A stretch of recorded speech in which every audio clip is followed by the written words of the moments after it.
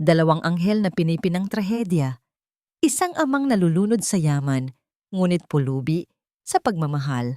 Sa isang mansyong binabalot ng nakabibinging katahimikan, nagahari-harian ang isang tiyahing ahas. Disiplina ang kailangan nila, hindi kalinga. Sigaw niya. Ngunit isang simpleng oyayi mula sa isang hamak na katulong ang gigising sa kanilang natutulog na diwa. Mababasag ang katahimikan, ngunit handa ba silang harapin ang mga lihim na matagal nang ibinaon sa limot? Huwag na huwag mong hahawakan ang mga bata. Baka mahawa sila sa dumi ng pinanggalingan mo. Ang mga salitang yon ay hindi isang bati, kundi isang latigo na humagupit sa tenga ni Lirio sa sandaling tumapak siya sa makintab na sahig ng mansyon. Mahigpit ang pagkakahawak niya sa isang maliit na laruang kabayo na inukit niya mula sa retaso ng kahoy kagabi. Isang munting regalo sana para makuha ang loob ng mga alaga. Ngunit sa narinig niyang babala, naramdaman ni Lirio na para bang isang krimen ang kanyang simpleng kagustuhang magbigay ng tuwa. Dahan-dahan niyang ibinulsa ang laruan. Pilit na nilulunok ang bara sa kanyang lalamunan habang nanginginig ang kanyang mga daliri sa ilalim ng laylayan ng kanyang kupas na bestida. Paano ko mamahalin ang mga batang ipinagkakait sa akin? Tanong niya sa kanyang sarili. Ang Mansyon de Villa ay tila hindi isang tahanan, kundi isang dambuhalang libingan ng mga buhay na alaala. Ang matatayog na pader ay singlamig ng yelo at ang bawat hakbang ni Lirio ay tila nilulunok ng makapal na karpet na para bang bawal lumikha ng kahit anong ingay ang sino mang dukha na katulad niya.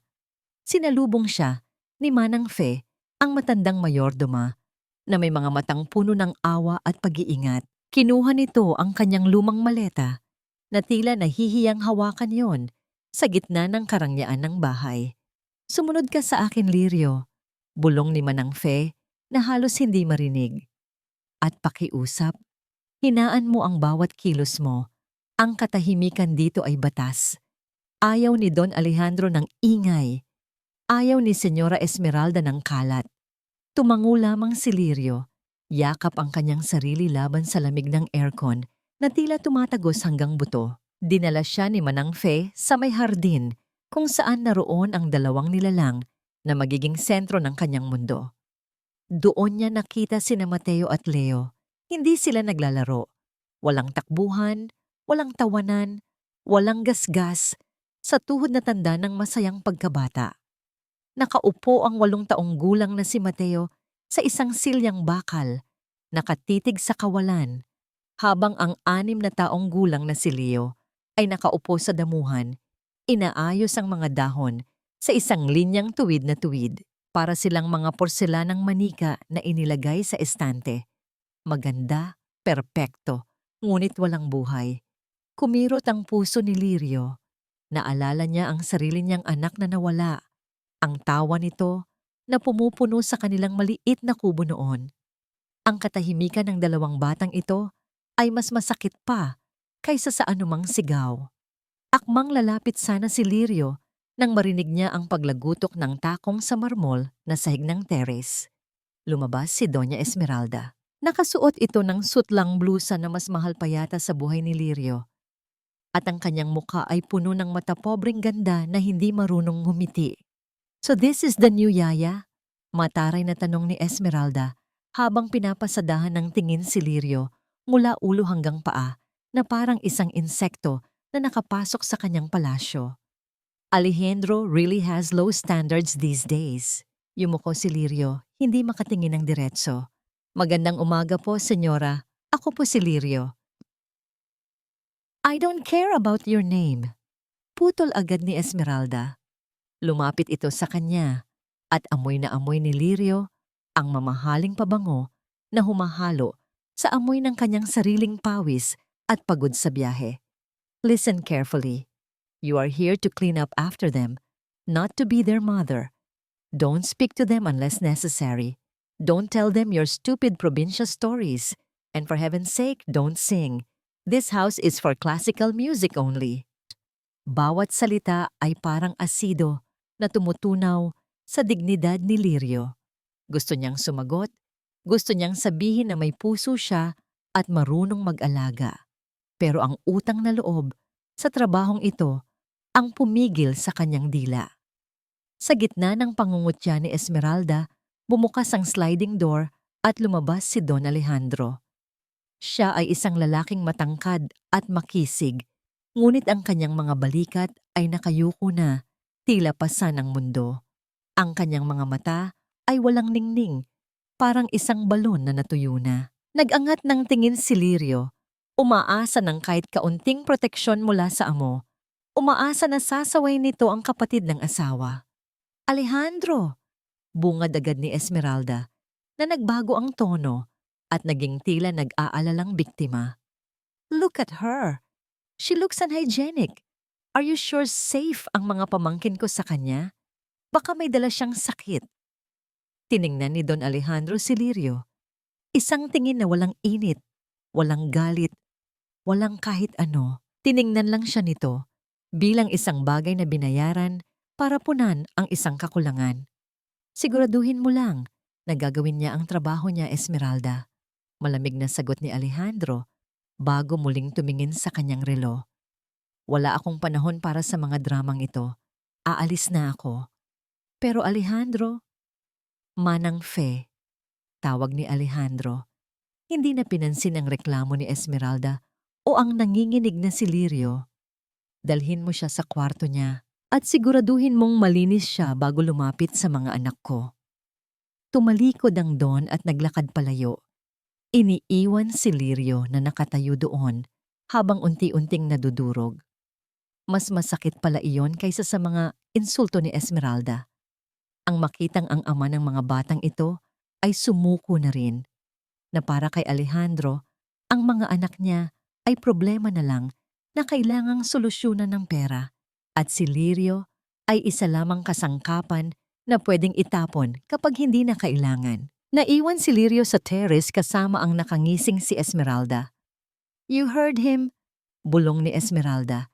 Isang ngiti ng tagumpay ang gumuhit sa kanyang mapulang labi. You are nothing here, just a stain I haven't cleaned yet. Nanghina ang mga tuhod ni Lirio.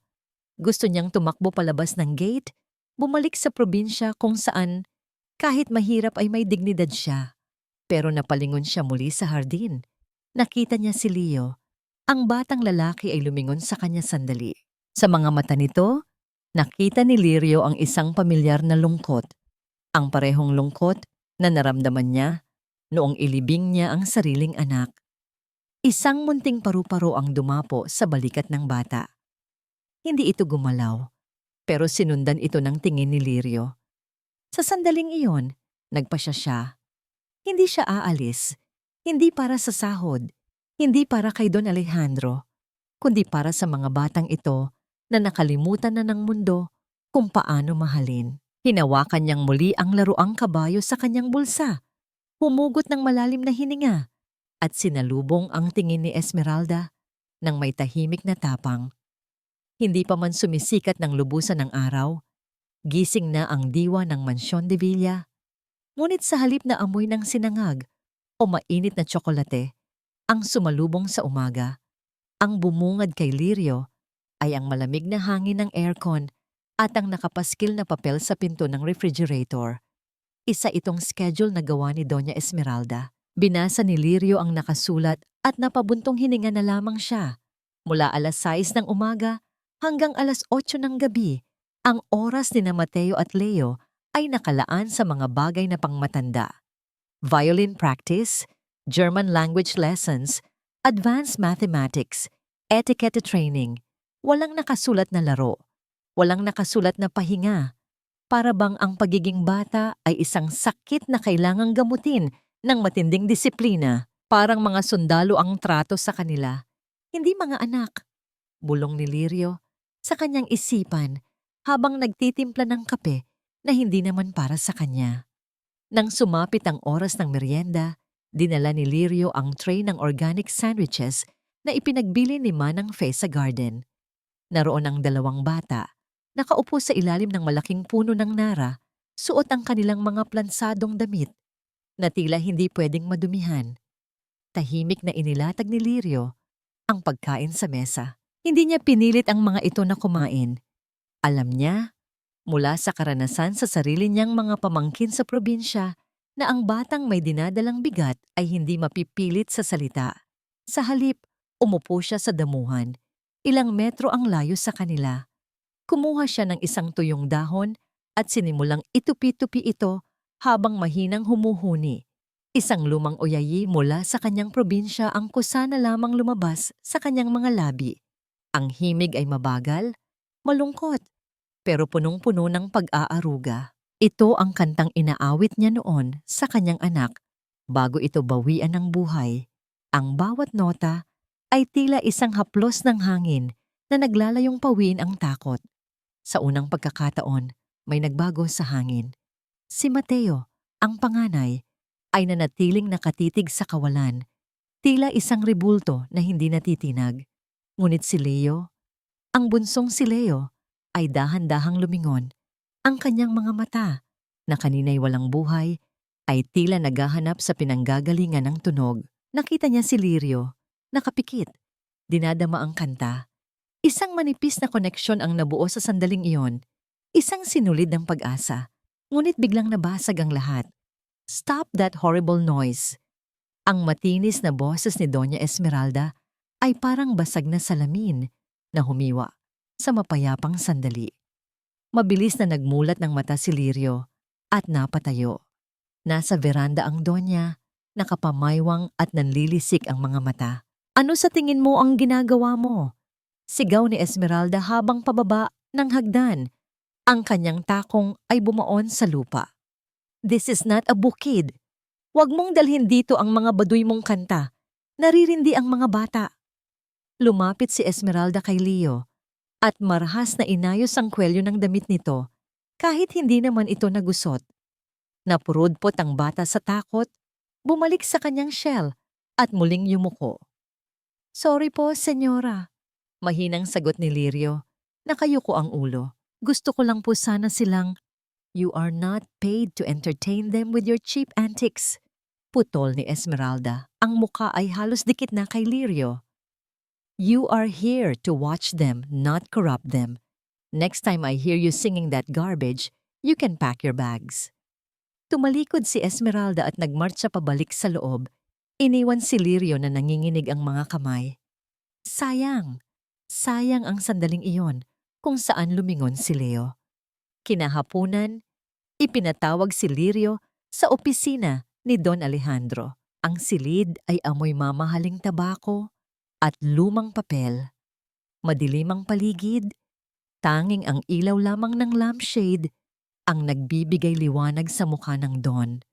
Nakaupo ito sa likod ng isang malaking mesa, napapaligiran ng mga award at trophy, ngunit mukha siyang talunan.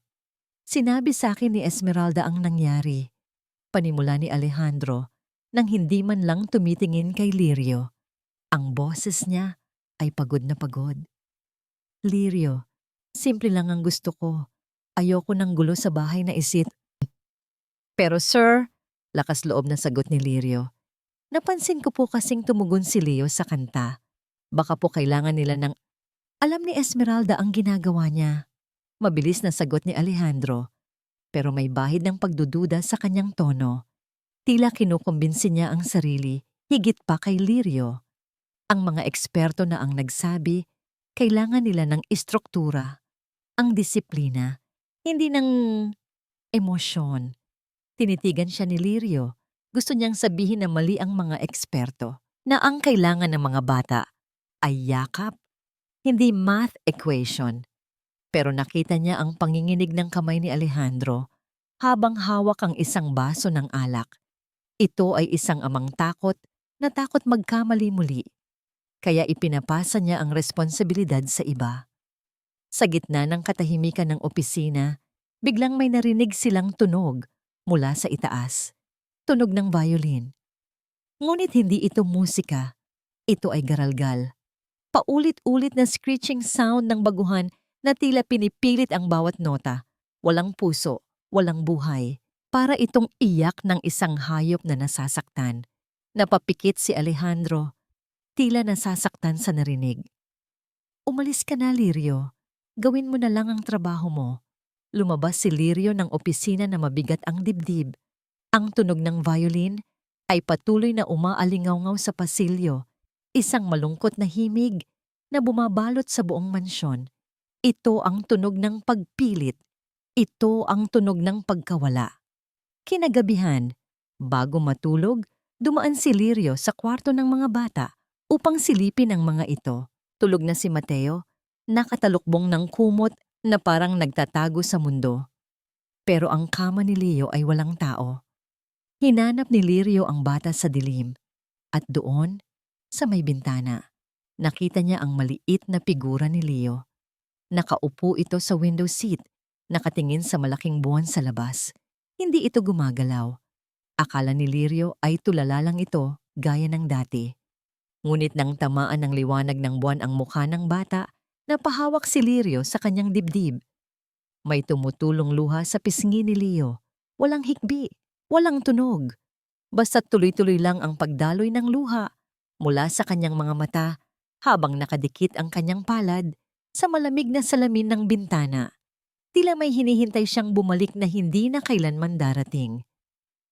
Sa sandaling iyon, napagtanto ni Lirio ang lalim ng sugat na pilit tinatakpan ni Esmeralda at pilit tinatakasan ni Alejandro.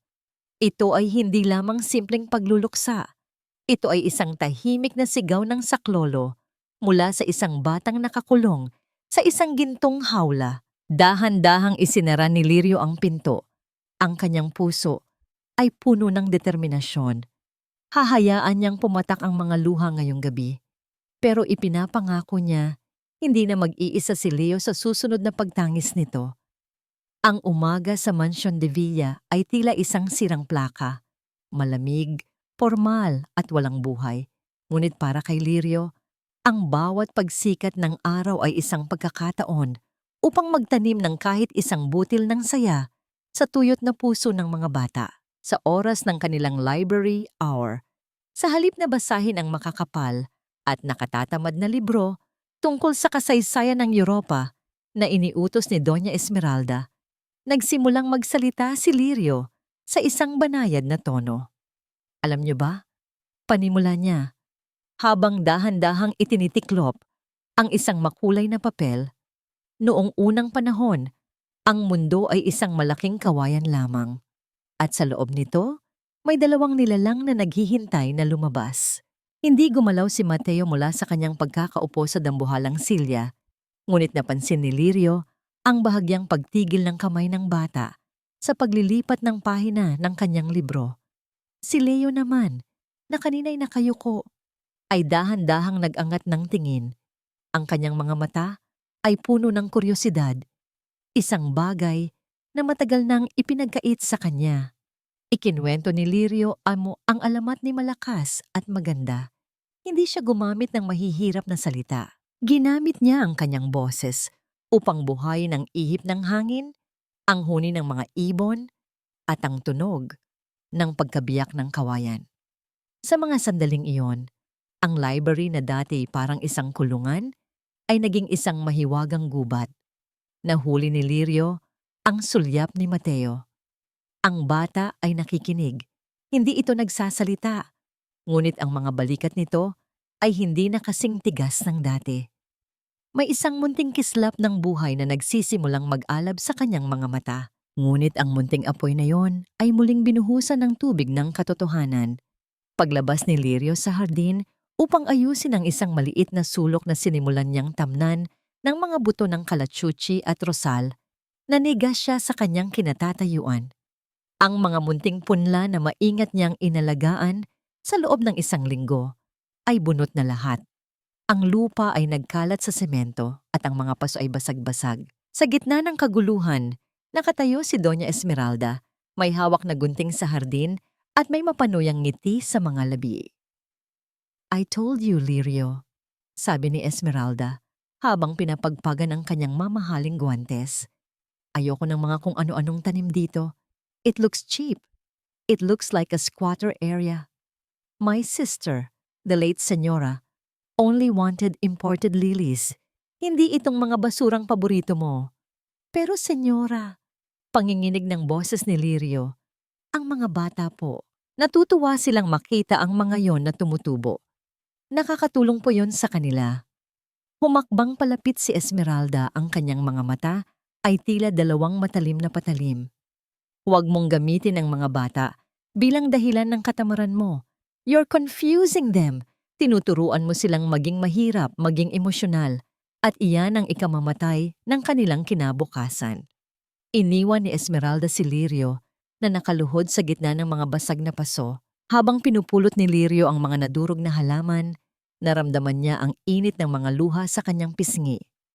Hindi ito luha ng pagsuko, kundi luha ng matinding galit sa kawalang katarungan. Huwag kang iiyak, Hija. Isang mahinang boses ang narinig niya mula sa likuran. Si Manang Fei iyon. Lumapit ang matanda at may iniabot na isang maliit na supot ng mga buto. Itago mo ito. Huwag mong hahayaang makita niya. Itanim mo sila sa gabi, kung kailan natutulog na ang mga demonyo sa bahay na ito. Gumiti si Lirio sa gitna ng kanyang paghihinagpis. Nagpasalamat siya sa matanda at itinago ang mga buto sa kanyang bulsa malapit sa kanyang puso. Nang sumapit ang hating gabi, nang ang buong mansyon ay balot na ng katahimikan at ang tanging maririnig na lamang ay ang mahinang pag-ugong ng mga aircon, lumabas si Lirio. Dala ang isang maliit na pala at isang sulo. Bumalik siya sa nasirang sulok ng hardin. Sa ilalim ng malamig na liwanag ng buwan, nagsimula siyang maghukay muli. Ang amoy ng basang lupa ay tila isang gamot na nagpapakalma sa kanyang isipan. Maingat niyang inilagay ang bawat buto. Tila ba ibinabaon din niya doon ang kanyang mga panalangin. Hindi niya alam. Sa itaas ng terrace, may isang taong nanonood. Si Don Alejandro. Nakatayo ang Don sa dilim, may hawak na baso ng alak. Pinagmamasdan niya ang babaeng nasa ibaba. Nakita niya kung paano haplusin ni Lirio ang lupa, kung paano nito ayusin ang bawat butas ng may matinding pag-iingat at pagmamahal. Sa unang pagkakataon sa loob ng maraming taon, nakakita si Alejandro ng isang bagay na totoo. Isang bagay na hindi nabibili ng pera. Isang babaeng hindi marunong sumuko kahit paulit-ulit ng dinudurog. Bumaba ang tingin ni Alejandro sa kanyang sariling mga kamay.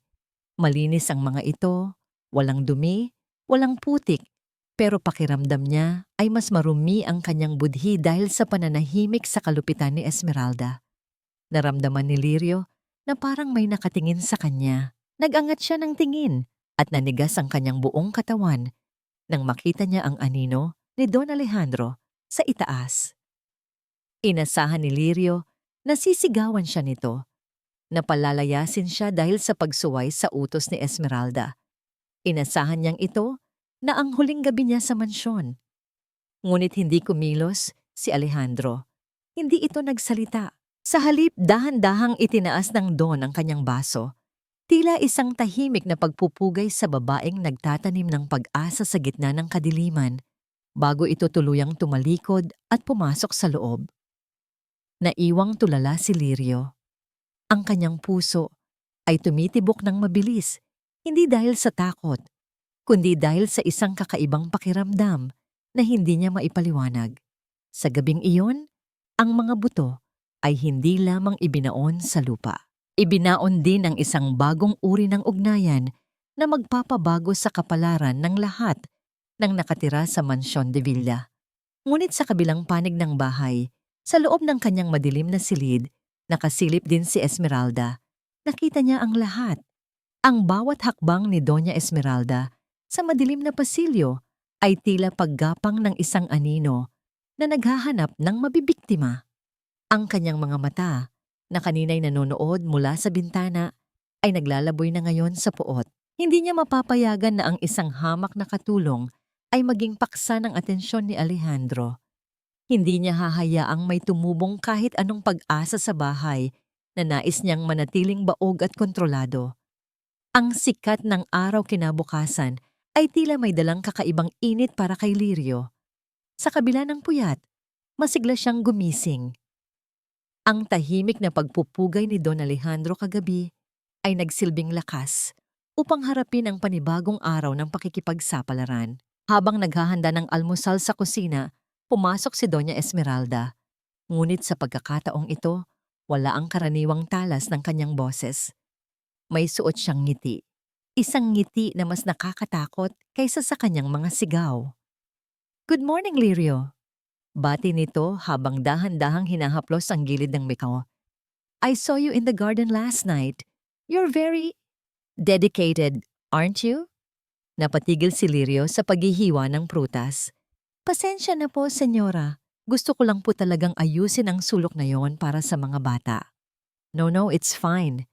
Malambing na sagot ni Esmeralda, pero ang kanyang mga daliri ay mahigpit na nakakapit sa kanyang perlas na kwintas. "Actually, I realized I might have been too harsh. Para patunayan iyon, may ipapagawa ako sa iyo. Gusto kong pumasok ka sa silid ng yumaong asawa ni Alejandro. Linisin mo ang kanyang jewelry box at ang mga gamit sa vanity mirror. It's time someone trusted like you handles those precious memories." Nagulat si Lirio. Ang silid ng yumaong senyora ay itinuturing na isang dambana. Walang sinumang pinapayagang pumasok doon maliban kay Alejandro at Esmeralda. "Sigurado po ba kayo, senyora? Baka po magalit si Don Alejandro." "I will handle him, Lirio. Don't worry," sabi ni Esmeralda bago tuluyang lumabas. Ang kanyang tawa ay tila isang mahinang huni ng panganib na naiwan sa hangin. Dahil sa takot na muling mapagalitan, sumunod si Lirio. Pagpasok niya sa silid, bumulaga sa kanya ang amoy ng mga tuyong bulaklak at alikabok. Malungkot ang silid.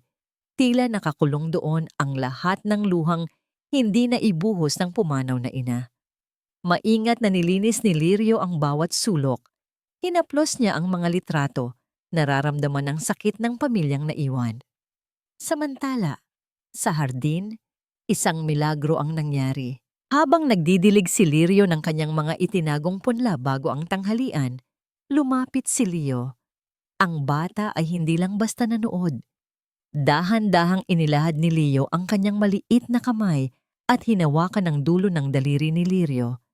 Tumigil ang mundo ni Lirio. Yumuko siya upang maging kapantay ang bata. "Gusto mo bang tulungan ako, Leo? Itong maliit na dahon na ito, kailangan niya ng tubig para lumaki." Isang napakanipis na ngiti. Halos hindi makita kung hindi mo tititigan ng maigi. Ang gumuhit sa labi ni Leo. Kinuha nito ang maliit na tabo at dahan-dahang ibinuhos ang tubig sa punla.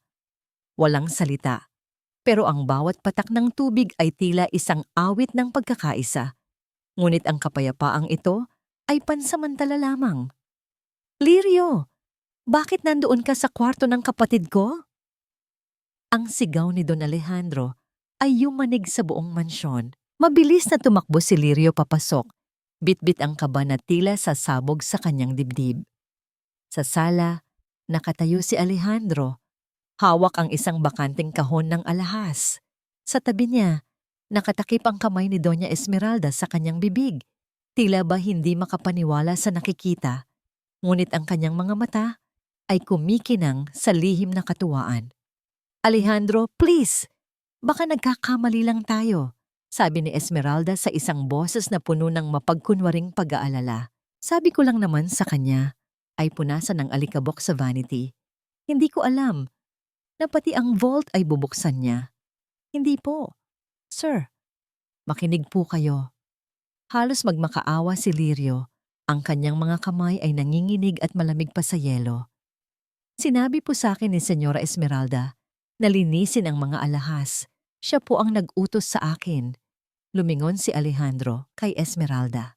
Ang matatalim niyang mata ay tila naghahanap ng katotohanan. "What? Lirio, how could you say that?" Hiyaw ni Esmeralda. Ang boses ay puno ng pait at tila nasasaktan. "Bakit ko ipapahawak sa iyo ang mga alahas ng yumaong kapatid ko? I only told you to dust the table. Alejandro, look! Nawawala ang diamond pendant na paborito ni Sofia. Iyan ang huling regalo mo sa kanya." Ang banggit sa pangalan ng asawa ay tila isang mitya na nagpasiklab sa galit ni Alejandro. Ang kanyang mukha ay namula. at ang kanyang mga kamao ay nagputian sa higpit ng pagkakasara. Iyon lang ang natitirang alaala ko sa kanya, Lirio. At kinuha mo pa? Hindi po ako nagnanakaw. Kahit mahirap po ako, hinding-hindi ko gagawin iyon. Ang boses ni Lirio ay gumaralgal. Ang mga luha ay nagsimulang pumatak ng walang hinto. Tumingin si Lirio sa paligid. Naghahanap ng kakampi. Nakita niya si Manang Fe sa gilid, nakayuko at hindi makatingin dahil sa takot kay Esmeralda. Nakita niya rin ang mga bata, sina Mateo at Leo, na nakatayo sa may hagdan. Ang mukha ng mga bata ay puno ng takot. Muling bumabalik sa kanilang mga shell dahil sa sigawang naririnig. Nang makita ni Lirio ang mukha ni Leo, ang batang kani-kanina lang ay kasama niyang nagdidilig, nadurog ang kanyang puso. Ang tiwalang sinimulan niyang buuin ay tila naglaho sa isang iglap dahil sa kasinungalingan. Layuan mo ang mga anak ko, malamig na utos ni Alejandro. Ang bawat salita ay parang isang kutsilyo na itinatampal sa pagkatao ni Lirio. Manang Fe, iakyat mo ang mga bata. At ikaw, Lirio, pumasok ka sa kwarto mo. Huwag kang lalabas hanggat hindi ko sinasabi. Kapag hindi lumabas ang kwintas na yon bago lumubog ang araw, tatawag ako ng pulis. Sir, maawa po kayo. Bulong ni Lirio, ngunit tumalikod na si Alejandro. Ang malakas na tunog ng pagsasara ng pinto ng opisina ni Alejandro ay umalingaw-ngaw sa buong mansyon. Tila isang hatol na wala ng bawian. Naiwan si Lirio sa gitna ng sala. Nakaluhod sa makintab na sahig, si Esmeralda ay lumapit sa kanya. Dahan-dahang yumuko upang bumulong sa kanyang tenga, sapat na para sila lang ang makarinig. I told you, you are just a stain. Sutsot ni Esmeralda. Ang amoy ng kanyang pabango ay tila naging amoy ng kamatayan para kay Lirio. Ngayon, tingnan natin kung sino ang pakikinggan ni Alejandro. Ang isang hamak na katulong o ang pamilya niya? Tumayo si Esmeralda at naglakad palayo. Ang tunog ng kanyang takong sa marmol ay tila isang martsa ng tagumpay. Mag-isang naiwan si Lirio sa kadiliman ng sala. Ang kanyang mga kamay, na puno pa ng bakas ng basang lupa mula sa pagdidilig nila ni Leo, ay pinahid niya sa kanyang mukha. Dinudumihan ang sarili ng putik at luha.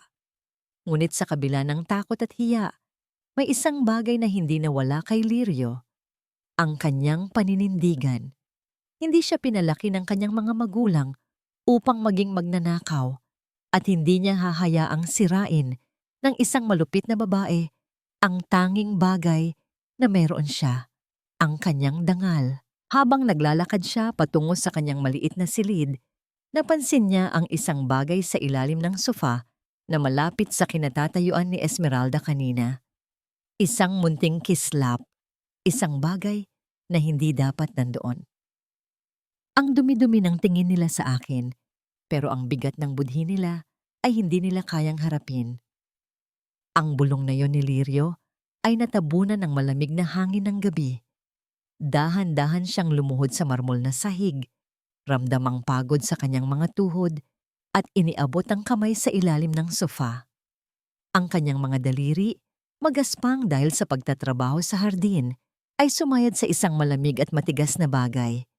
Nang mahawakan niya ito at mailabas sa liwanag, tila sandaling napahinto ang mundo ni Lirio. Sa kanyang palad ay nakahiga ang diamond pendant ni Sofia, ang alahas na sinasabing ninakaw niya. Nanginginig ang kanyang buong katawan. Hindi ito ang kislap ng pag-asa, ito ang kislap ng bitag.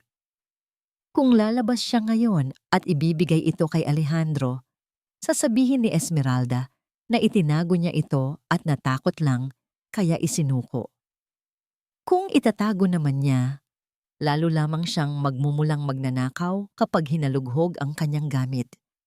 Biglang narinig ni Lirio ang tunog ng pababang mga hakbang sa hagdan. Ang marahas na tunog ng mga takong ni Esmeralda ay tila papalapit sa kanya. Sa takot, mabilis na pumasok si Lirio sa kanyang maliit na silid sa likod ng kusina at isinara ang pinto nang walang nililikhang tunog. Napahilig siya sa pinto, yakap ang kanyang dibdib. Ang kwintas ay parang isang baga ng apoy na pumapaso sa kanyang palad. Makalipas ang ilang sandali, narinig niya ang mahinang kumatok sa kanyang pinto. Hindi ito ang marahas na katok ng Donya. Ito ay banayad at puno ng pag-aalinlangan. Lirio, anak, buksan mo ito. May dala akong pagkain. Bulong ni Manang Fe. Nang buksan ni Lirio ang pinto, pumasok ang matanda na may dalang tray ng kanin at tuyo. Ngunit nang makita ni Manang Fe ang hawak ni Lirio, halos mabitawan nito ang tray. Napaupo ang matanda sa gilid ng maliit na kama ni Lirio. Diyos ko, Lirio, bakit nasa iyo yan? Tanong ni Manang Fe. Ang boses ay nanginginig sa takot. Nakita ko po sa ilalim ng sofa, Manang. Umiiyak na sagot ni Lirio. Inilagay iyon doon ni Senyora Esmeralda. Gusto niya akong mabulok sa kulungan. Nagkatinginan ang dalawang babae. Sa loob ng maliit na silid na yon, ang amoy ng luma at siksik na hangin ay tila lalong bumigat. Alam ni Manang Fe ang ugali ni Esmeralda, ngunit alam niya ring walang kapangyarihan ang katotohanan laban sa impluensya ng Donya. Itago mo muna, Lirio. Mungkahi ni Manang Fe habang pinapahiran ang luha ng dalaga. Hahanap tayo ng pagkakataon na maibalik iyan ng hindi ka napagbibintangan. Sa ngayon, kailangan mong maging matatag para sa mga bata. Samantala, sa kabilang panig ng mansyon, sa loob ng silid-aklatan, hindi mapakali si Don Alejandro. Nakatitig siya sa litrato ng kanyang asawa, ngunit ang anino ni Lirio na nagtatanim sa ilalim ng buwan ay ayaw umalis sa kanyang isipan. May kung ano sa katahimikan ni Lirio na hindi tumutugma sa isang magnanakaw. Alejandro, pumasok si Esmeralda, dala ang isang baso ng mainit na gatas. Ang kanyang mukha ay maamo, ang boses ay puno ng mapagkunwaring pag-aalala. Huwag mo nang pahirapan ang sarili mo. Common na sa mga ganyang klase ng tao ang masilaw sa yaman. It's better to call the police now before she disposes of the jewelry. Wait, Esmeralda. Pigil ni Alejandro. Ang boses ay malalim at puno ng pagdududa. Gusto ko muna siyang makausap ng maayos bukas. Baka may paliwanag siya. Paliwanag? Alejandro, wake up. Sophia's memory is at stake here. Git ni Esmeralda, ang kanyang boses ay tumaas ng isang nota, nagpapakita ng kanyang inis na nakatago sa likod ng maskara. Habang nagtatalo ang dalawa, isang maliit na figura ang dumaan sa madilim na pasilyo patungo sa silid ni Lirio. Si Leo iyon. Ang batang 6 na taong gulang ay hindi makatulog. Hawak niya ang isang maliit na piraso ng papel. Huminto siya sa harap ng pinto ni Lirio. Narinig niya ang mahinang hikbi sa loob. Hindi siya kumatok. Sa halip, dahan-dahan niyang isiniksik ang papel sa ilalim ng pinto bago mabilis na tumakbo pabalik sa kanyang kwarto. Nang mapansin ni Lirio ang papel, pinulot niya ito. Ito ay isang drawing ng isang babaeng may hawak na bulaklak at sa tabi nito ay 2 maliliit na bata. Walang nakasulat na salita, pero ang bawat guhit ay nagsasabi ng, naniniwala kami sa iyo. Ito ang golden moment na nagbigay ng lakas kay Lirio. Pinahid niya ang kanyang mga mata. Hindi siya pwedeng sumuko. Kinabukasan, ang katahimikan ng mansyon ay nabasag ng isang malakas na kalabog sa pintuan ni Lirio. Lirio! Labas! Sigaw ni Esmeralda. Nang buksan ni Lirio ang pinto, bumulaga sa kanya sina Alejandro, Esmeralda, at 2 lalaking nakauniporme ng pulis. Sabi ko sa iyo, Alejandro, ayaw niyang ilabas ang kwintas, kaya kailangan na nating halughugin ang kwarto niya. Wika ni Esmeralda ng may matagumpay na ngiti. Tumitig si Alejandro kay Lirio. Umaasa na makakakita ng pag-amin, ngunit ang nakita niya ay ang mga matang puno ng dignidad sa kabila ng takot. Lirio, ibigay mo na ang pendant at hindi ko na itutuloy ang kaso. Please. Hindi sumagot si Lirio, na natili siyang nakatayo ng tuwid habang ang mga pulis ay nagsimulang maghalungkat sa kanyang maliit na cabinet. Itinapon ang kanyang mga lumang damit sa sahig. Binuksan ang kanyang maliit na bag. Nasa bulsa ni Lirio ang kwintas. Nararamdaman niya ang bigat nito.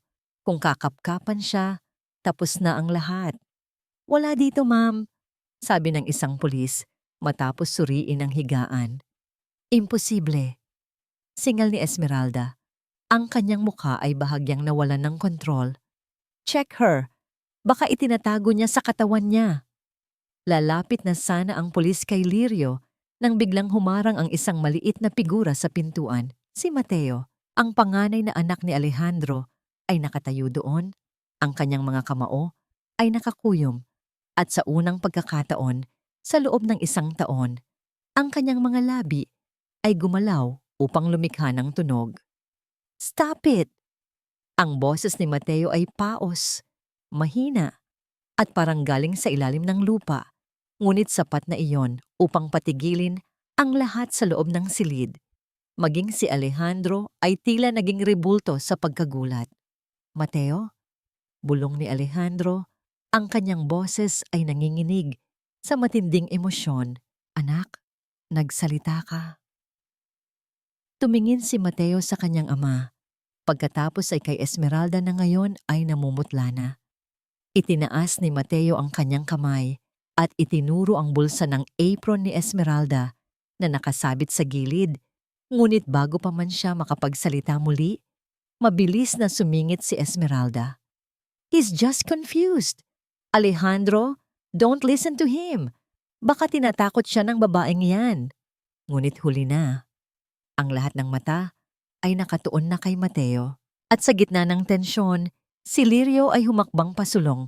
Ang kanyang kamay ay nakapasok sa sarili niyang bulsa, handa nang ilabas ang katotohanan o ang kanyang sariling kapahamakan. "Mateo, anak." Ang bulong ni Alejandro ay halos hindi marinig. Tila natatakot na kung lalakasan niya ang boses ay baka biglang maglaho ang himalang ito.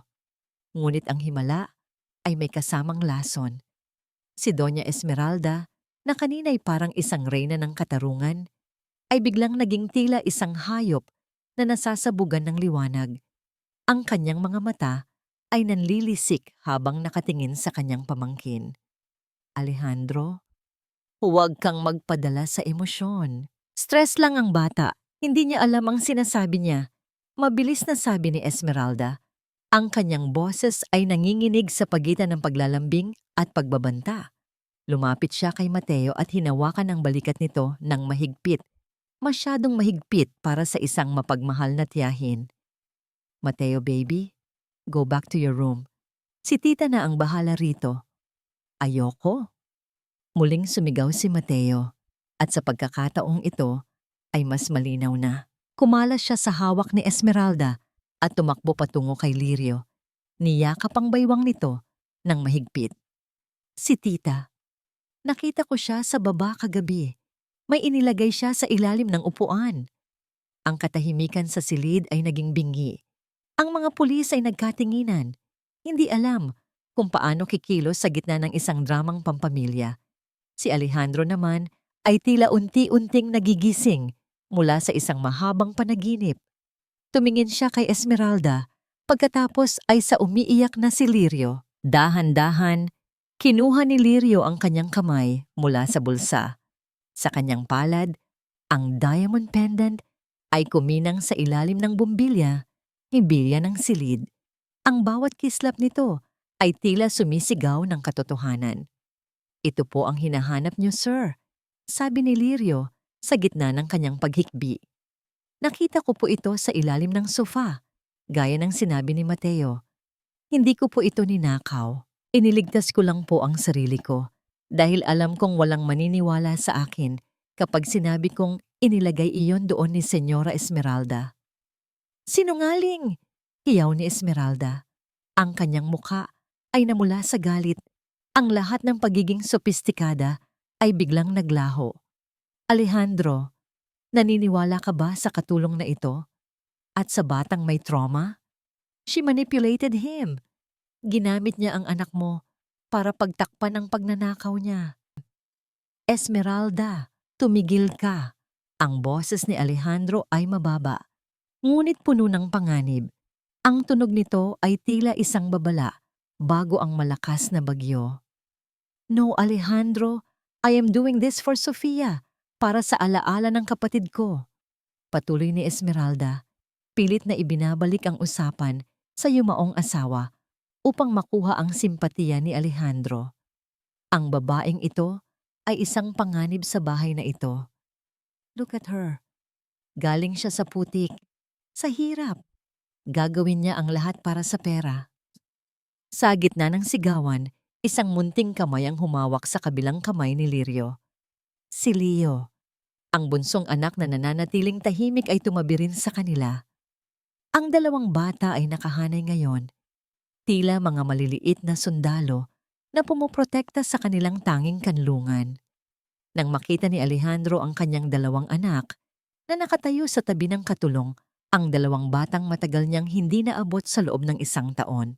Isang malalim na hiya ang bumalot sa kanya. Napagtanto niya na sa loob ng maraming buwan, mas nakilala at mas minahal ng isang hamak na katulong ang kanyang mga anak kaysa sa kanya na sariling ama. Officer, tawag ni Alejandro sa mga pulis.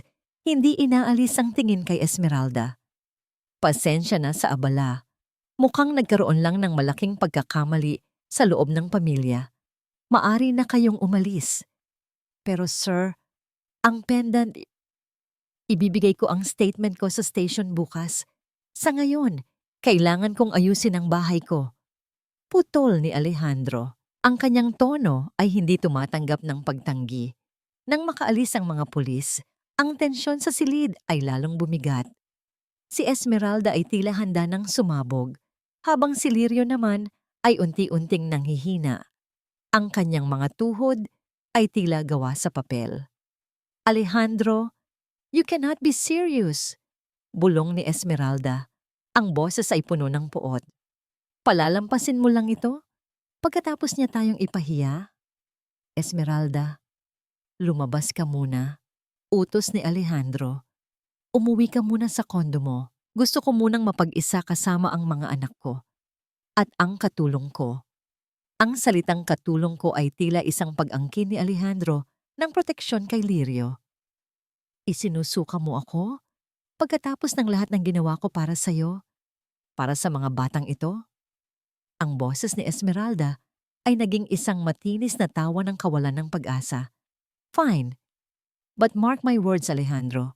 You are making a huge mistake. Ang babaeng yan. May itinatago yan. At kapag nalaman mo ang totoo, huwag kang iiyak sa akin. Dabog na lumabas si Esmeralda. Ang tunog ng bawat hakbang niya sa pasilyo ay tila pag-atras ng isang natalong hukbo. Naiwan sa silid si Alejandro, Lirio, at ang dalawang bata. Lumapit si Alejandro. Dahan-dahang lumuhod upang maging kapantay ang kanyang mga anak. Sinubukan niyang hawakan ang kamay ni Mateo, ngunit bahagyang umatras ang bata. Mas piniling humawak sa laylayan ng damit ni Lirio. Kumitig ang puso ni Alejandro. Ang distansya ay naroon pa rin. Lirio, tawag niya. Ang kanyang boses ay puno ng pagpapakumbaba na ngayon lang niya ipinakita. Pasensya na. Masyado akong nabulag ng galit at ng mga alaala ni Sophie. Sir, hindi ko po kailangan ng sorry. Mahinang sagot ni Lirio habang hinahaplos ang buhok ni Leo. Ang kailangan po ng mga bata ay kayo. Ang kailangan po nila ay makita nilang naniniwala kayo sa kanila at sa mga taong nagmamahal sa kanila. Tumingin si Alejandro kay Lirio. Sa unang pagkakataon, hindi na ito isang bagay o katulong sa kanyang paningin. Nakita niya ang isang babaeng may gintong puso, isang babaeng muling nagbigay ng boses sa kanyang anak. Stay, bulong ni Alejandro. Please, huwag kang aalis. Kailangan kanila. Kailangan kita. Ang huling salitang iyon ay tila isang pangako na hindi pa handang bigkasin ng buo, ngunit nararamdaman na ng lahat sa silid.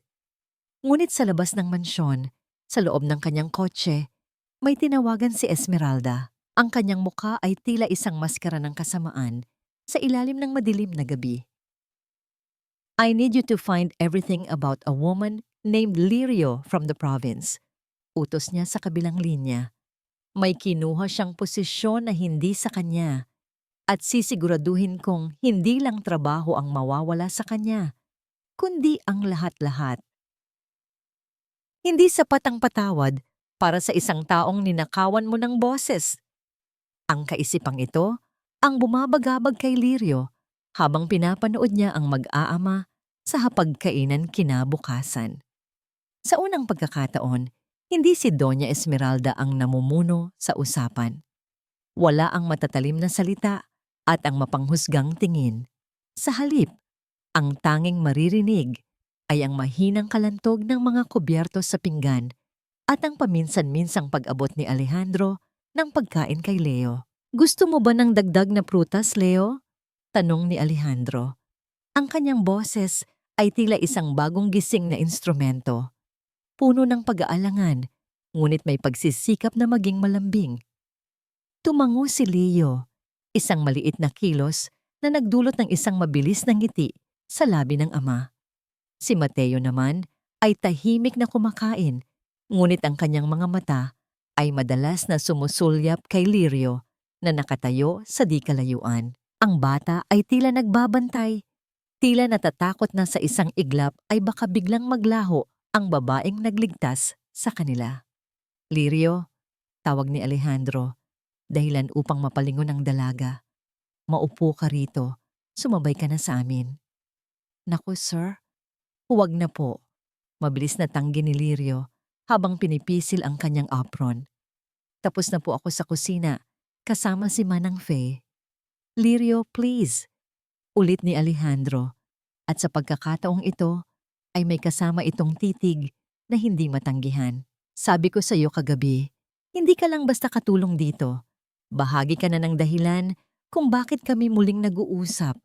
Dahan-dahang lumapit si Lirio at naupo sa bakanting upuan sa tabi ni Mateo. Naramdaman niya ang init ng kamay ng bata na humawak sa kanyang braso sa ilalim ng mesa. Ito ang golden moment, ang pagtanggap na hindi nabibili ng anumang halaga ng sahod. Ngunit sa gitna ng init ng damdamin, isang alaala ang biglang sumagi sa isip ni Lirio. Naalala niya ang kanyang sariling maliit na anak sa probinsya. Naalala niya ang gabing iniwan niya ito sa pangangalaga ng kanyang ina upang magbakasakali sa Maynila. Isang sikreto na hindi niya pa nababanggit kahit kanino sa mansyong ito. Isang sugat na pilit niyang itinatago sa ilalim ng kanyang serbisyo. Habang nagpapatuloy ang almusal sa labas ng mansyon, sa loob ng isang madilim at mamahaling sasakyan, abala si Doña Esmeralda. Hawak niya ang isang folder na ipinasa sa kanya ng isang pribadong investigador.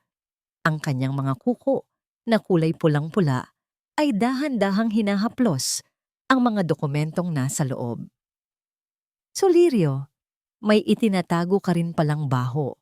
Bulong ni Esmeralda, ang kanyang boses ay parang isang mahinang huni ng ahas. Isang anak sa pagkadalaga. Isang iskandalo sa probinsya na naging dahilan ng pagkamatay ng iyong sariling sanggol. Ang katotohanan sa mga papel ay baluktot, pilit na ginagawang masama ang isang trahedya. Ngunit sapat na yon para sa plano ni Esmeralda. Ang layunin niya ay hindi lamang paalisin si Lirio, kundi sirain ang tiwala ni na Alejandro at ng mga bata. Gusto niyang ipakita na ang anghel na kanilang pinagkakatiwalaan ay isa palang pabayang ina na may madilim na nakaraan. Bumalik ang eksena sa loob ng mansyon. Pagkatapos ng almusal, dinala ni Lirio ang mga bata sa hardin. Sa pagkakataong ito, sumama si Alejandro. Ang Don ay pilit na nag-aaral kung paano makipaglaro, kung paano muling maging bata kasama ang kanyang mga anak.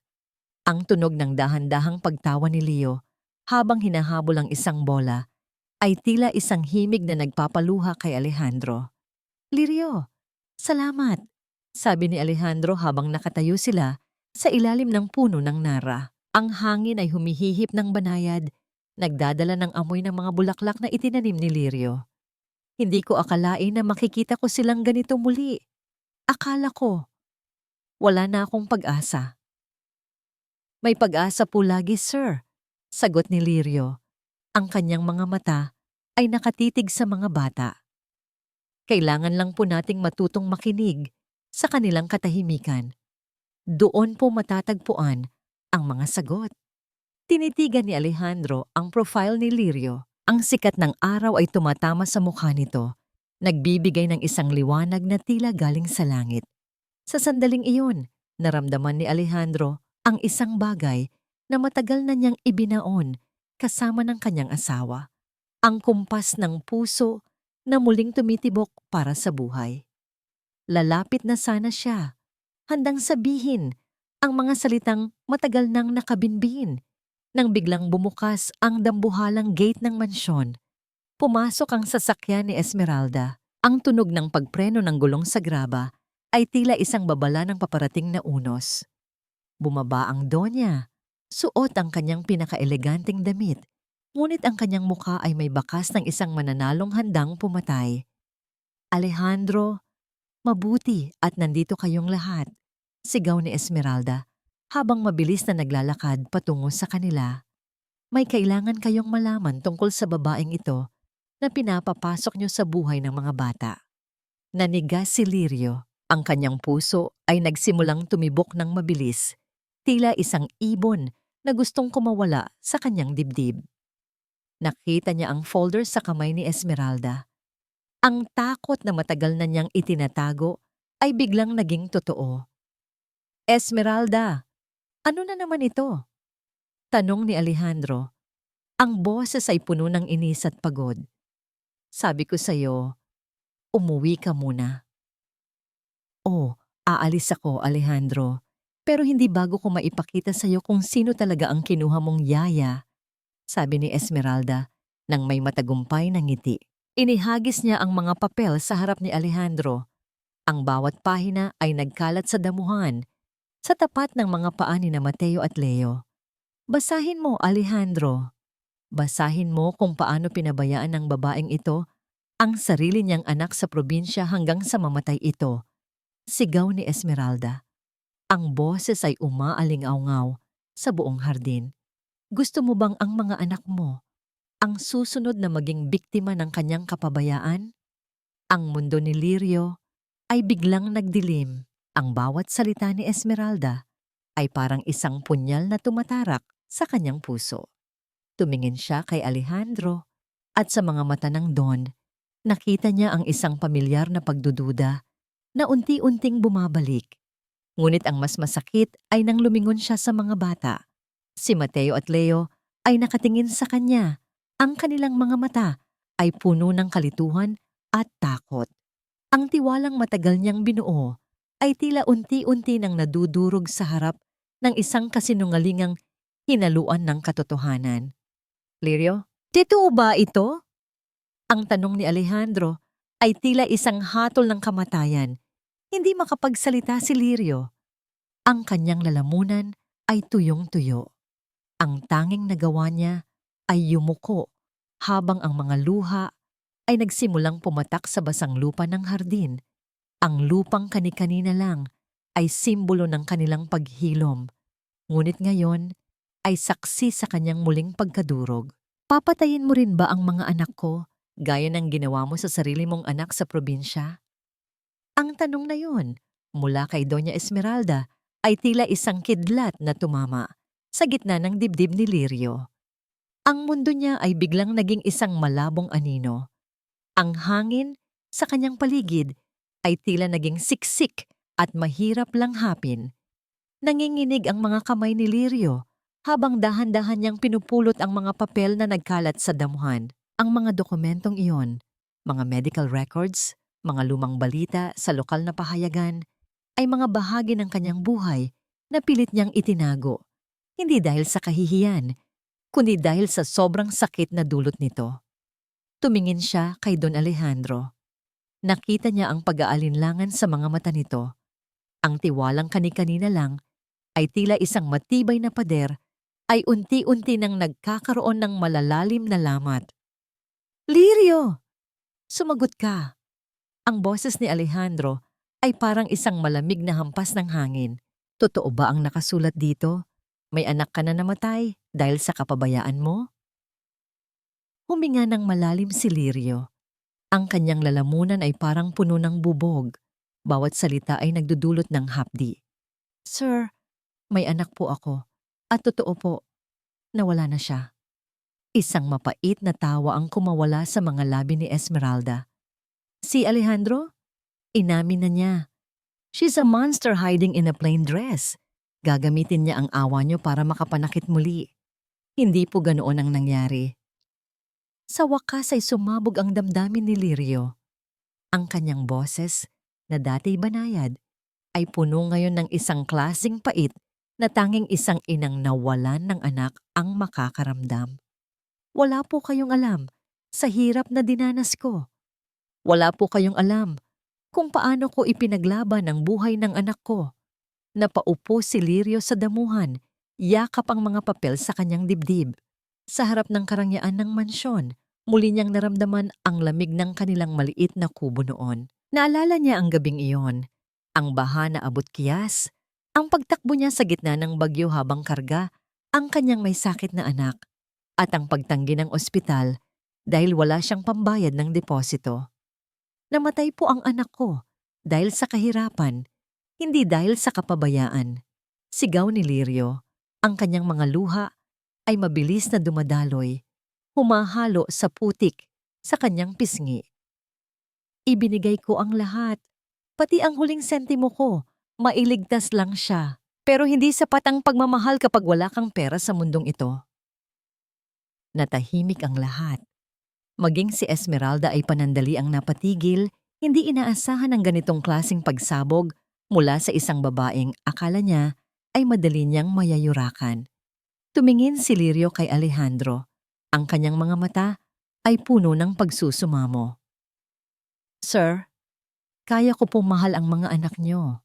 Kaya ko po sila naiintindihan dahil nakikita ko po sa kanila ang anak ko. Ang katahimikan nila ay ang katahimikang hindi ko naibigay sa anak ko bago siya mamaalam. Isang mabigat na katahimikan ang bumalot sa hardin.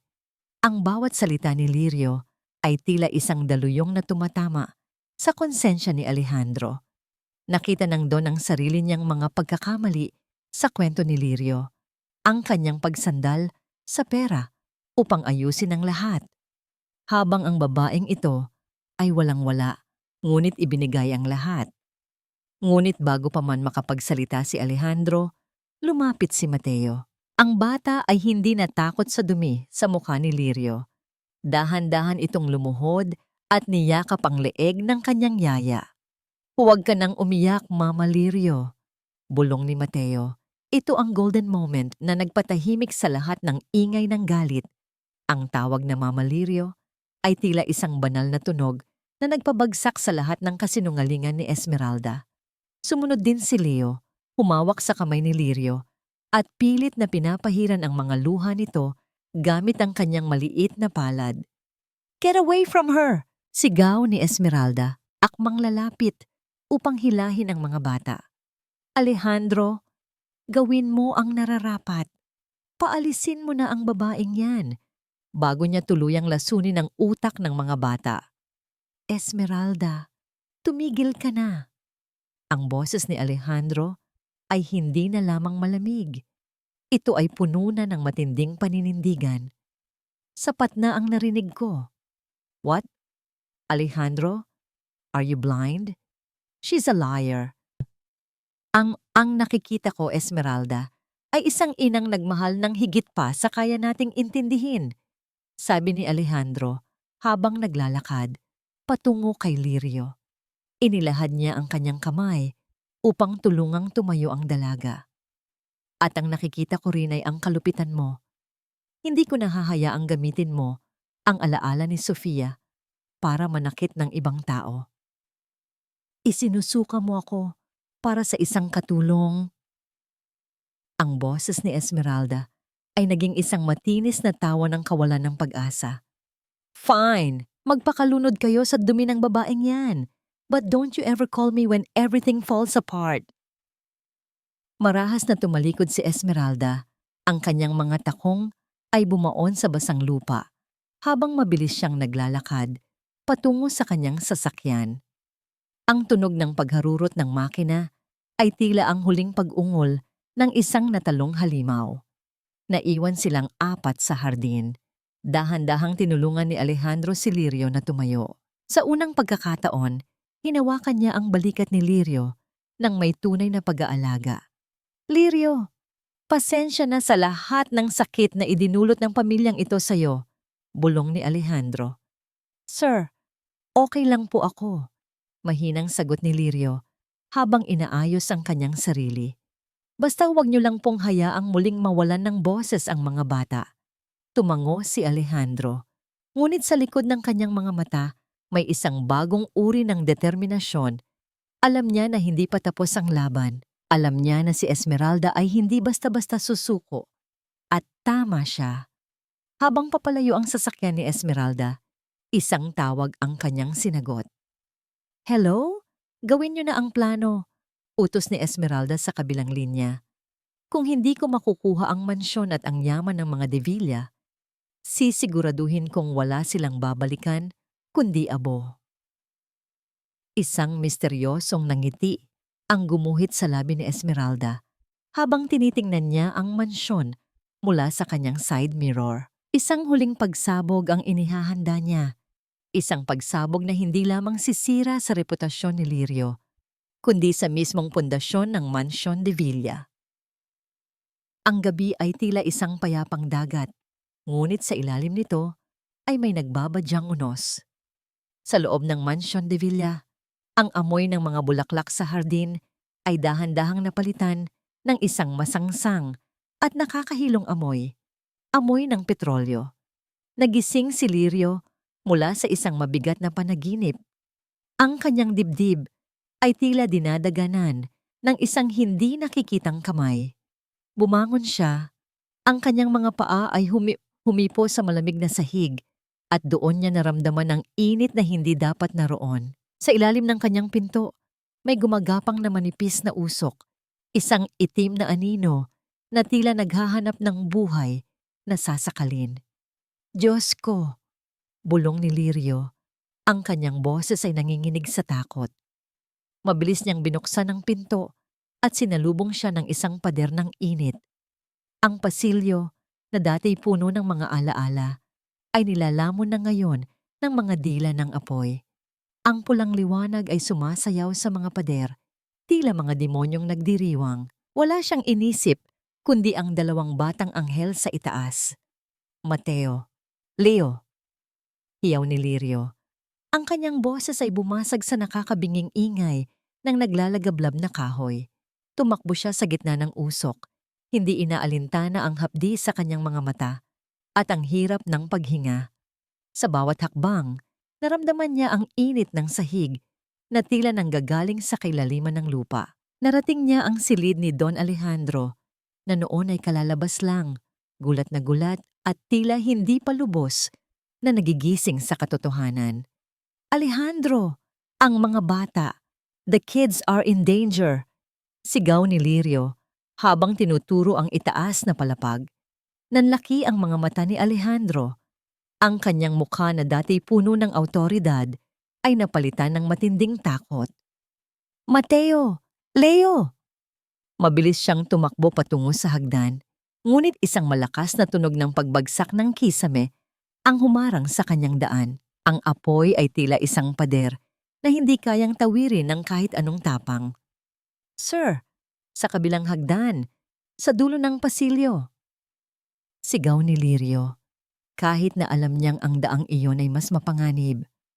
Habang nagkakagulo sa loob, sa labas ng gate ng mansyon, nakatayo ang isang itim na sasakyan. Sa loob nito, dahan-dahang ibinaba ni Doña Esmeralda ang kanyang bintana. Ang liwanag ng apoy mula sa mansyon ay sumasalamin sa kanyang mga mata, nagbibigay sa kanya ng isang anyo na hindi na tao. I told you, Alejandro, bulong ni Esmeralda. Ang kanyang mga labi ay may bakas ng isang mapait na ngiti. Kung hindi kayo magiging akin, Magiging abo kayong lahat. Sa loob ng nagliliyab na mansyon, narating ni Lirio ang silid ng mga bata.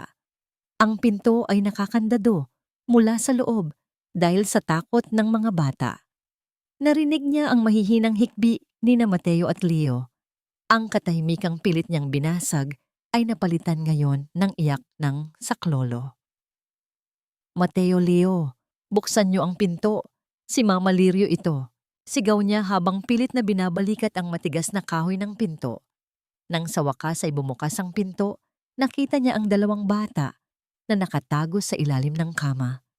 Yakap ang isa't isa habang ang usok ay dahan-dahang pumupuno sa silid. Mabilis silang kinuha ni Lirio, isa sa bawat bisig. Ang kanyang lakas ay tila nanggagaling sa isang balon na hindi nauubos. Ang lakas ng isang inang handang ibigay ang buhay para sa kanyang mga anak. Huwag kayong bibitaw sa akin, ha? Pikit lang ang mga mata. Bulong ni Lirio, ang boses niya ay kalmado sa gitna ng kaguluhan. Isang anghel sa gitna ng impyerno.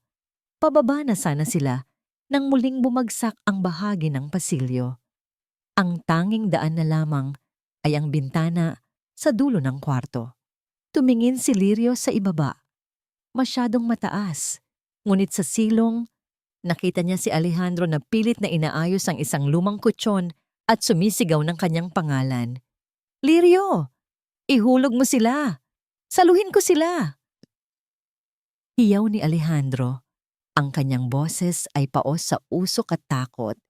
Isa-isang ibinaba ni Lirio ang mga bata gamit ang mga pinagdugtong-dugtong na kumot.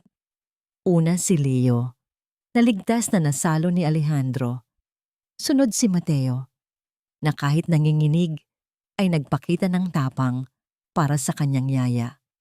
Ngunit nang si Lirio na ang bababa, isang malakas na dagundong ang yumanig sa buong palapag. Ang sahig sa ilalim ng kanyang mga paa ay dahan-dahang bumigay. Lirio! Talon na, sigaw ni Alejandro. Ang kanyang mga kamay ay nakaunat. Tila humihingi ng isang pagkakataon na mailigtas ang babaeng muling bumuo sa kanyang pamilya. Tumingin si Lirio kay Alejandro. Sa huling pagkakataon, nakita niya sa mga mata ng Don hindi ang isang amo, kundi ang isang lalaking tunay na nagmamahal sa kanya. Isang ngiti ang gumuhit sa labi ni Lirio. Isang ngiti ng kapayapaan sa gitna ng panganib. Alagaan niyo sila, Alejandro. Bulong ni Lirio, bago tuluyang lamunin ng apoy ang sahig na kanyang kinatatayuan. Ang malakas na tunog ng pagbagsak ng buong itaas na palapag ay umalingaw-ngaw sa buong paligid. Ang Mansyon de Villa ay tila isang dambuhalang sulo sa gitna ng gabi. Lirio! Ang sigaw ni Alejandro ay tila bumasag sa langit, ngunit ang tanging sumagot ay ang lagutok ng apoy at ang pagbagsak ng mga abo. Sa di kalayuan, dahan-dahang itinaas ni Esmeralda ang bintana ng kanyang sasakyan at humarurot palayo. Akala niya ay tapos na ang lahat. Akala niya ay nanalo na siya. Ngunit sa ilalim ng mga gumuhong labi ng mansyon, sa isang sulok na hindi inabot ng matinding apoy, isang maliit na kamay ang dahan-dahang gumalaw mula sa ilalim ng isang makapal na kabinet na gawa sa nara. Isang himig ng isang lumang uyayi ang tila naririnig sa hangin. Mahinang-mahina, tila isang panalangin na ayaw mamatay. Papa, nasaan si Mama Lirio? Sabi niya, bababa siya. Ang tanong na yon mula kay Leo ay tila isang matalim na kutsilyo na humiwa sa natitirang lakas ni Don Alejandro. Nakaupo ang Don sa damuhan, yakap ang dalawa niyang anak na nababalot ng makapal na kumot mula sa ambulansya. Ang kanyang mga kamay, na dati malinis at makinis, ay puno na ngayon ng uling at sugat mula sa tangkang pagpasok muli sa nagliliyab na bahay. Wala siyang maisagot. Tanging ang mahigpit na pagyakap sa mga bata ang kaya niyang gawin habang pinapanood ang mga bumbero na dahan-dahang pinapatay ang mga natitirang baga. Ang bawat patak ng tubig na tumatama sa mainit na guho ay lumilikha ng isang malungkot na tunog, tila iyak ng isang bahay na sumuko na. Mateo, Leo, maging matapang kayo. Bulong ni Alejandro. Ang boses niya ay basag at halos hindi lumalabas sa kanyang tuyong lalamunan. Si Lirio ay... Si Lirio ay isang bayani. Ngunit sa loob ng kanyang isipan, isinusumpa ni Alejandro ang kanyang sarili. Isinusumpa niya ang kanyang yaman, ang kanyang pagiging bulag, at ang kanyang pananahimik. Ano ang halaga ng lahat ng lupaing ari-arian niya kung ang tanging babaeng nagturo sa kanya kung paano muling magmahal ay iniwan niya sa gitna ng apoy? Biglang napatayo si Alejandro nang makita niyang may pinagkakaguluhan ang mga rescuer sa bahagi ng dating kusina. May narinig silang ingay, hindi isang sigaw, kundi isang mahinang kalantog ng bakal na tumatama sa semento. May buhay pa rito, bilisan niyo, hiyaw ng isang bumbero. Mabilis na tumakbo si Alejandro, hindi inaalintana ang babala ng mga awtoridad. Doon, sa ilalim ng dambuhalang hapagkainang gawa, sa matibay na nara na bumagsak mula sa itaas, ay may isang maliit na espasyo. Ang lamesang yon, na simbolo ng karangyaan ng mga Divilla, ang naging tanging pananggalang ni Lirio laban sa mga bumabagsak na kisame. Dahan-dahang binuhat ng 6 na lalaki ang mabigat na kahoy, at doon nakita nila si Lirio. Ang kanyang suot na apron ay puno ng butas at uling. Ang kanyang mga braso ay may mga bakas ng paso at ang kanyang muka ay halos hindi na makilala sa kapal ng dumi. Ngunit ang kanyang mga kamay ay mahigpit pa ring nakakapit sa isang maliit na laruang kabayo.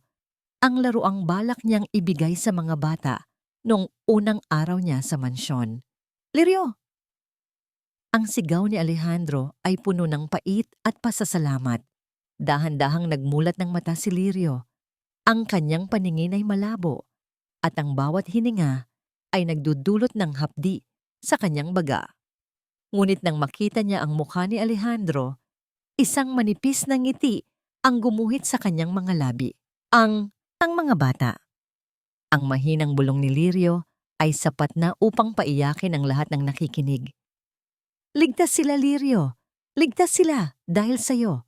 Sagot ni Alejandro habang hinahawakan ang nanginginig na kamay ng dalaga. Isinakay si Lirio sa ambulansya at sa unang pagkakataon, hindi hinayaan ni Alejandro na mag-isa ito. Sumama siya, kasama ang 2 bata na ayaw nang bumitaw sa laylayan ng damit ni Lirio. Sa loob ng sasakyan, habang ang tunog ng sirena ay bumabasag sa katahimikan ng kalsada, naramdaman ni Alejandro ang isang bagong uri ng tungkulin, ang protektahan ang babaeng ito laban sa kahit anong unos na darating. Samantala, sa isang malayong motel sa labas ng lungsod, nakaharap si Doña Esmeralda sa isang telebisyon. Ang balita tungkol sa sunog sa Mansyon de Villa ay laman ng bawat istasyon. Isang himala, ang lahat ng nakatira sa mansyon ay nakaligtas. Wika ng reporter sa balita. Marahas na ibinato ni Esmeralda ang baso ng alak sa dingding. Ang tunog ng pagkabasag ng kristal ay tila ang huling kumpas ng kanyang pag-iisip. Hindi siya makapaniwala. Bakit palaging nakakaligtas ang babaeng iyon? Bakit tila ang langit ay palaging nasa panig ng mga dukha? Hindi pa tayo tapos, Lirio. Bulong ni Esmeralda. Ang kanyang mga mata ay nanlilisik sa dilim. Kung hindi ka namatay sa apoy, sisiguraduhin kong mabubuhay ka sa impyerno ng kahihiyan. Dali-daling kinuha ni Esmeralda ang kanyang gamit. May isa pa siyang alas. Isang huling pagsisinungaling na balak niyang itanim sa isipan ng mga awtoridad na si Lirio mismo ang nag-umpisa ng sunog upang pagtakpan ang kanyang pagnanakaw. Sa kabilang dako, sa loob ng puting silid ng ospital, mahimbing na natutulog si Lirio. Nakaupo si Alejandro sa tabi niya, binabantayan ang bawat pag-angat ng kanyang dibdib. Pumasok si Manang Fe na may dalang mga balita mula sa labas. Sir, may mga pulis sa labas, bulong ng matanda. Sabi nila, may nag-execute ng affidavit. Pinagbibintangan si Lirio na siya ang sumunog sa mansyon.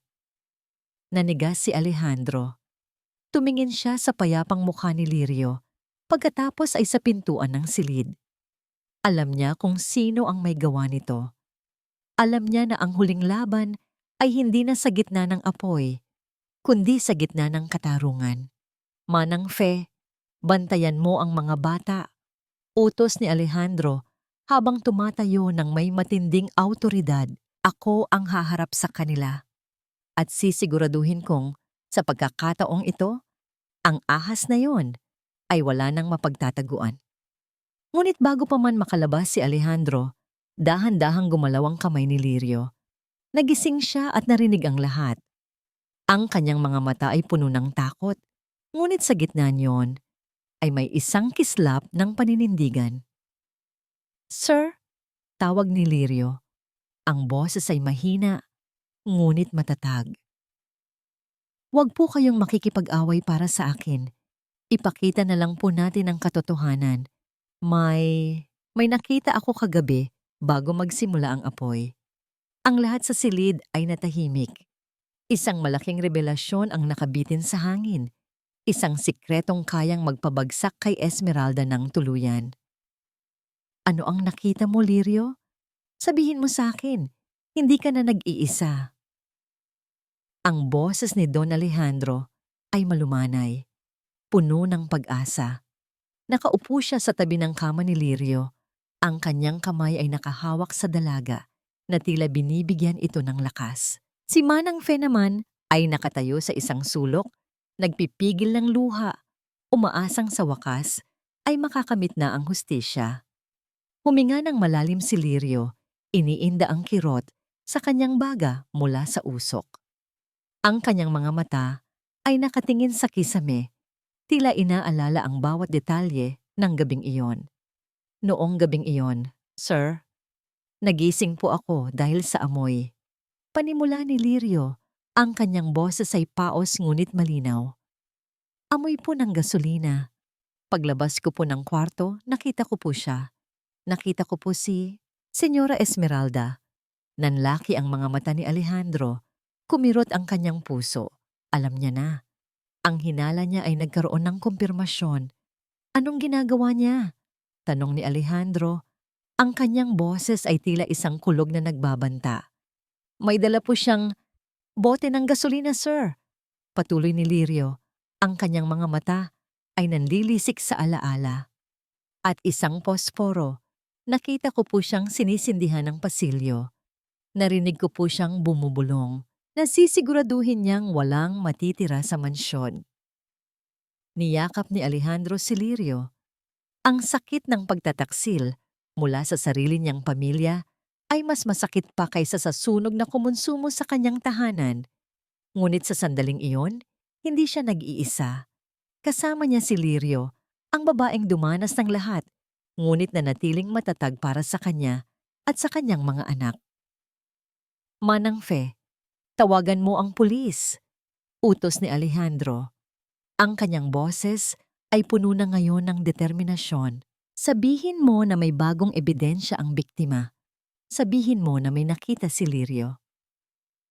Mabilis na lumabas si Manang Fe habang si Alejandro ay nanatili sa tabi ni Lirio, pinapahiran ang pawis sa kanyang noo. Sa labas, sa waiting area ng ospital, nakaupo si Mateo at Leo, tahimik na naghihintay. Nararamdaman nila ang bigat ng mga pangyayari, ngunit alam nilang ligtas na sila sa piling ng kanilang ama at ni Mama Lirio. Samantala, sa himpilan ng pulisya, abala si Doña Esmeralda. Ang kanyang mukha ay puno ng pagod at galit, ngunit may isang matagumpay na ngiti sa kanyang mga labi. Alam niya na ang kanyang kwento, isang katulong na naghiganti dahil sa pagpapaalis sa kanya ay magandang balita sa publiko. "Yes, officer, I am positive," sabi ni Esmeralda, habang pilit na pinipisil ang kanyang luha. "Si Lirio po ang sumunog sa bahay namin. Nakita ko po siyang galit na galit noong pinaalis ko siya. Sigurado po akong naghiganti siya." Ngunit habang abala si Esmeralda sa paglikha ng kanyang kasinungalingan, bumukas ang pinto ng opisina ng pulis. Pumasok si Don Alejandro kasama ang kanyang abogado at sa likod nila ay si Manang Fe.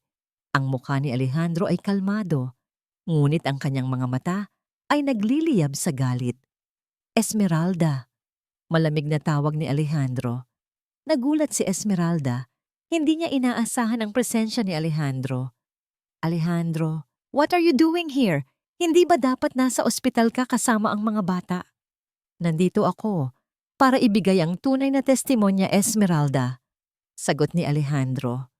At para sabihin sa iyo na tapos na ang lahat ng kasinungalingan mo. Ang pagdating ng mga pulis sa ospital ay mabilis. Kinausap nila si Lirio at ang kanyang testimonya ay agad na kinuha. Ang bawat salita ni Lirio ay sinuportahan ng matibay na pahayag ni Alejandro na handang harapin ang lahat ng kahihiyan para sa katotohanan. Sa himpilan ng pulisya, nang ipresinta ang testimonya ni Lirio at ang mga ebidensya ng mga detektib tulad ng CCTV footage ng sasakyan ni Esmeralda, napapaalis sa mansyon bago pa man magsimula ang sunog. Naglaho ang lahat ng tapang ni Esmeralda. Ang kanyang maskara ay tuluyang nabasag. Sinungaling kayong lahat. Ginamit niyo lang ang babaeng iyan para ipagkanulo ako. Hiyaw ni Esmeralda. Ang kanyang boses ay parang isang baliw. Hindi ko siya ginamit, Esmeralda, sabi ni Alejandro. Ang kanyang boses ay kalmado ngunit may pait. Minahal ko siya. At dahil sa kanya, nakita ko kung sino talaga ang pamilya ko. Niyakap ni Alejandro si Manang Fe na umiyak sa gilid. Manang Fe, salamat sa pananatili mo. Salamat sa pagiging pamilya. Doon, sa loob ng himpilan ng pulisya, tuluyang bumagsak ang imperyo ng kasinungalingan ni Doña Esmeralda. Wala siyang nagawa, kundi ang umiyak. Ang kanyang mga luha ay hindi luha ng pagsisisi, kundi luha ng galit sa pagkatalo. Makalipas ang ilang linggo, muling nabalik sa dati ang katahimikan ng mga Devilla. Ngunit sa pagkakataong ito, hindi na ito katahimikan ng kalungkutan, kundi ng kapayapaan. Nakatayo si Alejandro sa gitna ng mga guho ng Mansyon Devilla. Ngunit sa halip na kalungkutan, may ngiti sa kanyang labi. Sa tabi niya, nakaupo sina Mateo at Leo, may hawak na mga lapis at papel. Dinodrawing ang isang bagong bahay, isang bahay na puno ng mga bulaklak, tawa, at isang babaeng may matamis na ngiti. Papa, magtatayo tayo ng bagong bahay, sabi ni Mateo. Ang kanyang boses ay malinaw at puno ng pag-asa. Yung may malaking garden para kay Mama Lirio. Tumango si Alejandro. Oo, anak. Isang bahay na gawa sa pagmamahal, hindi sa ginto. Sa sandaling iyon, may lumapit sa kanila. Si Lirio. Nakasuot siya ng isang simpleng dress, ngunit ang kanyang mukha ay puno ng liwanag. Tapos na ang lahat, Lirio, sabi ni Alejandro. At sa pagkakataong ito, ang kanyang mga mata ay punong-puno na ng pagmamahal na matagal niyang ipinagkait. Inabot niya ang kamay ni Lirio. Handa ka na bang bumuo ng isang bagong buhay kasama namin? Tumingin si Lirio sa dalawang bata. Nakita niya sa kanilang mga mata hindi ang takot, kundi ang pag-asa. Hindi ang kalungkutan, kundi ang kaligayahan. Isang ngiti ang gumuhit sa kanyang mga labi. Opo, Sir Alejandro, sagot ni Lirio. Hinding-hindi ko na po kayo iiwan. Niyakap ni Alejandro si Lirio at sa pagkakayakap na yon, tila ang lahat ng sakit ng nakaraan ay dahan-dahang nawala. Ang init ng kanilang mga katawan ay nagbigay ng pangako ng isang kinabukasan na puno ng paghilom, pagmamahalan, at higit sa lahat, pag-asa.